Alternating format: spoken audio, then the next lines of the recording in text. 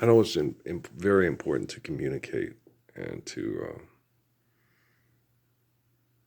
understand things eternally and not try to grasp the infinite with the finite, or it'll drive you eternally mad, like Pascal discussed and Krishnamurti talked about, and which makes perfectly good sense. It's just you don't want to try to quantify everything with your mind; it'll drive your mind crazy. But you have to have a good eternal understanding of your existence in an infinite source. So you don't want to try to go beyond your eternal existence. Your life and death and the planet and and things like that. You don't want to try to keep going at all cost. Because survival isn't worth it. It's lacking in faith. And yes, sitting there watching certain things and thinking about certain things today. When you watch a lot of stuff with projections of what people perceive in the scientific community, and I've seen it the exact opposite. Where they had this thing on YouTube where they had this people put this stuff where they have like a stairway going up into the sky through the atmosphere and all that crazy kind of shit that you don't need. Okay?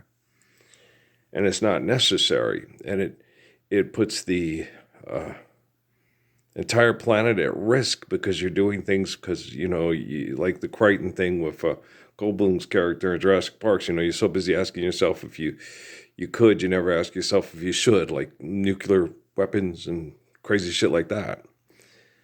And just because you can do something, you can rape, you can murder. You don't get away with rape or murder. The residual effects are devastating and catastrophic. But you can do it. And so there's so much going on. I look at and feel my poor body, and this poor mind. Last night, before I went and finally told Dad, about how crazy his son was. I was going through stuff, try to explain to Patrick, if you can forgive people after all the shit I've been through, and then explain it all to him in detail and my nephews and stuff. I said, yeah, I've already discussed everything, not in intimate detail, but everybody pretty much knows for themselves, You ever seen that movie, Angel Eyes, with Caviezel and Lopez? And the daughter's the only one that will stand up to the old man who's a cop and beats his wife and stuff. And then she has to leave with Caviezel, who lost his family in a car accident, and they both had tragic losses, and they had to both try to bond with each other to go carry on. And that kind of shit's not necessary. There's Jesus Christ, forgive. That's a movie. That's people trying to make art out of stuff, like that dude that was on 60 Minutes the other day that made that ridiculous movie, and then I left these poems and people listen to. No, they're not. They're not going to read your fucking poems. No, they're going to live their own lives.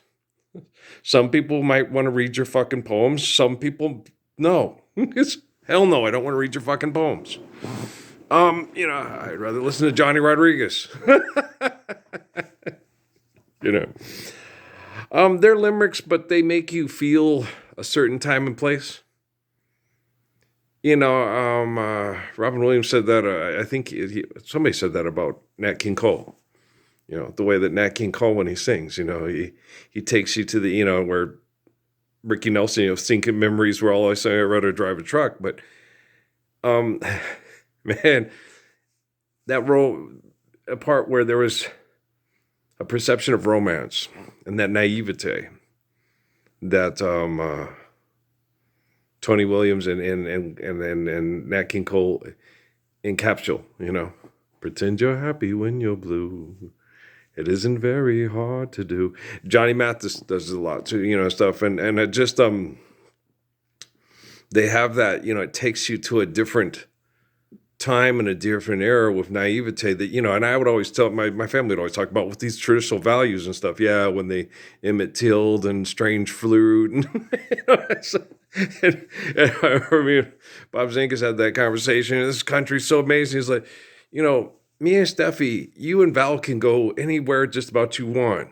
You want to go to Helena, Coeur d'Alene, and you can have the aspect of having a pretty decent life the way that it was back in the 1990s when we were talking about it. I said, me and Steffi, even, if we want to go to Cabrini Green, or Bonnie Doon where we live, we had to be classified as Latin for people to accept us. She uppity. She thinks she all that. He was crazy shit. Why you married that nigga? Why you married that white boy? It's horrible. And sometimes it still is. If you go to the right side of the tracks with the dumbasses that thinks money's real and they're ready to scrap over it, they get on their daily grind and they feel so successful because they got so much fucking money and their gray matter is completely right. You know what I'd be saying? I'm watching the basketball tournament and shit. And, and they talk about how great it is. And it's just marketing. Marketing's not great. The Lord's Prayer, remember Lauryn Hill's song, Tell Him? I took that song so personally because, I'm Earl from the eternal spirit of, I'm like King David. But, they told me that, no, they're talking about a black dude. They ain't talking about you. But Jesus looked like I did. That's what, no, what the fuck? Jesus looked like I did, when I was young, And it's like, it don't matter. It don't matter to me, right? My poor body, man. My body and my mind just been beat up so much by the worst perverts, jealous perverts in the history of the world. It's like, oh gosh. It's a wonder I can think at all. Good gravy. I'm going to have to come up with a bunch of 2-letter cuss words and shit like Gary Payton and shit. MF motherfuckers got But these people on TV always selling shit. So you be buying shit. Don't buy shit. Don't sell shit. Be legit. Be like Jesus. Don't be like these fools on TV selling products and shit. You're not a product. You're a human being. Okay? Grow the fuck up. I be watching the fucking tournament. Watching Michigan and State and Bryant right now. Watching the damn faithless dumbass commercials and shit. Be watching these people. You're like, damn, dumb Billy Goat ass motherfuckers, man. They can't get out the way of themselves, man. Their egos stopped them at the door to heaven. They'd be stuck in hell. What's that smell? It's the backstage pass at the Leonard Skinner concert. What's your name, little girl? What's your name? I'm fit to go to bed. We'll talk tomorrow, all right? I love y'all very much. Stop making super commercials, wee, all the way home. Little piggies. I love you, little dumb bastards. All right, peace.